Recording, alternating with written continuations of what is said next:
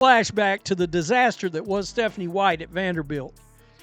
46 and 83 in 5 years. But we did get some words from head coach Stephanie White today from Fever practice as to exactly where Clark is at in the process. Coach, you need somebody that doesn't have the tentacles, the roots. It has Caitlin Clark listed as a game time decision, but the app is apparently populated by RotoWire. I don't know where their information. Stephanie White fired? And Caitlin Clark's fury might be the spark that lit the fuse. The Fever just suffered their worst loss of the season, a crushing 95-60 blowout, and cameras caught Clark storming out with a shiner and a clenched jaw. Peachy, friendly, wrap my loving arms relationship with DeWanna Bonner, she was not going to use that. And you know why they weren't fired up?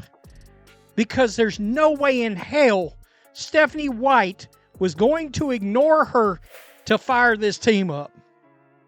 She wasn't going to do it. But what happened in that locker room after the final buzzer? And how could one game expose so much about coaching, leadership, and the team's future? Stay tuned, this wasn't just a bad night. It might be the breaking point. And what a shame it was that Phoenix engaged in abusive behavior, that the officials did nothing about it. Just something that did not resemble what we know to be basketball. But it was just a tough night for everybody. Before we move on, I'd like to ask you a small favor. If you appreciate this content, please take a second to like this video and subscribe to the channel. Over 98% of you watch the videos without subscribing. It costs you nothing, but it makes a huge difference to us. So, did you click the subscribe button? Great! Thank you so much. Now, back to the video. What could make Caitlin Clark storm out with a shiner and clench her jaw like she just lost more than a game? This wasn't just frustration over a bad box score, it was the kind of energy you could feel through the screen. It was a disaster. I think her time at Vanderbilt was not good. Let me research that a little bit more. It's very concerning. It really is. The Indiana Fever had just been run off the court, 95-60, their biggest loss of the season, and the air in the arena felt heavy even after the final buzzer. Clark's walk to the tunnel said everything. No post-game smiles, no quick chats with opposing players. Cameras caught her eyes fixed straight ahead, lips pressed tight, her entire body held like she was still bracing for impact. Behind her, teammates shuffled past in near silence.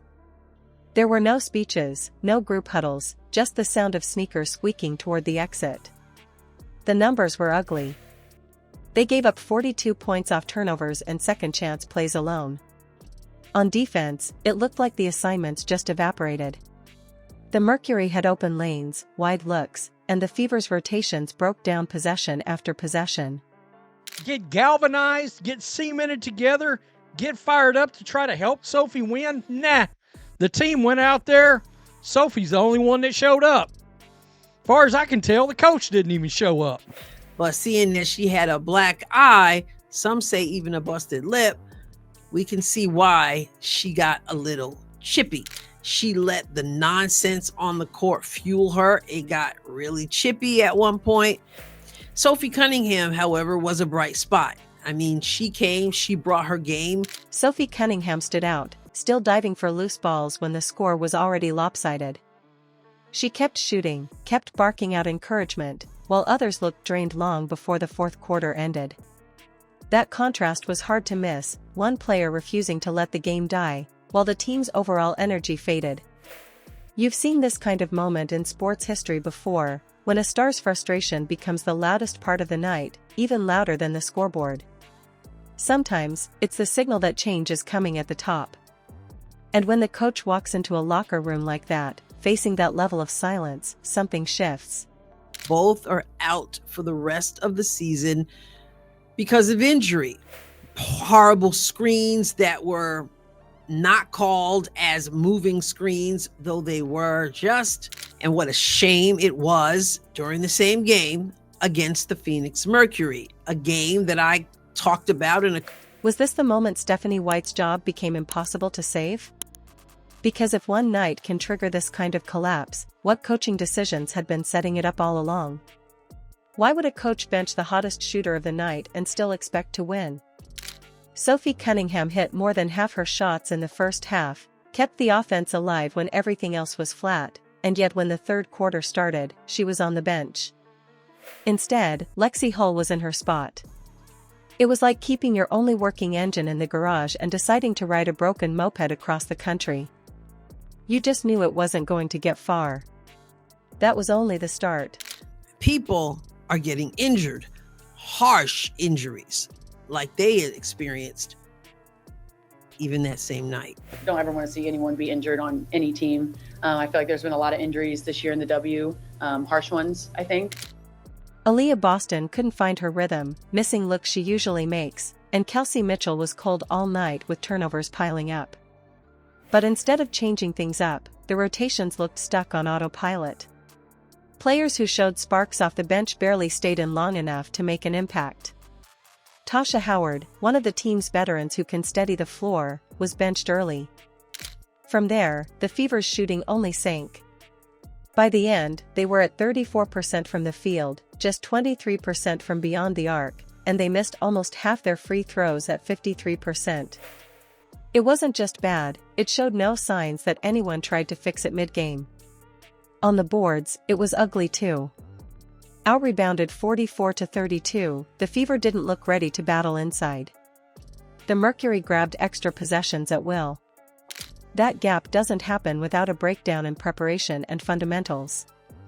Without Clark on the floor, the energy flatlined. No clear direction, no defensive backbone, no creative play calls to spark a run. This wasn't about one player having a bad night, it was decision-making, strategy, rotations, and motivation all folding in on themselves. When a game collapses in every one of those areas, leadership ends up in the spotlight. And that's why the firing rumors sound less like gossip and more like the next step. But if this is where the Fever's season turns, what does that mean for Clark as her hero's journey suddenly hits the darkest chapter yet? This wasn't about a single blowout. This would be the biggest thing that would concern me. Since Stephanie White took over as head coach, at least 9 starters has transferred out of the program. That tells you, that makes you wonder, does she have a philosophy that allows for a Michael Jordan? The cracks had been forming all season, missed adjustments, shaky rotations, and a team that looked unsure where to turn when things fell apart. Clark's reaction wasn't just emotion, it was a spotlight on problems everyone could now see. With her return on the horizon, the big question is whether the Fever will fix their culture.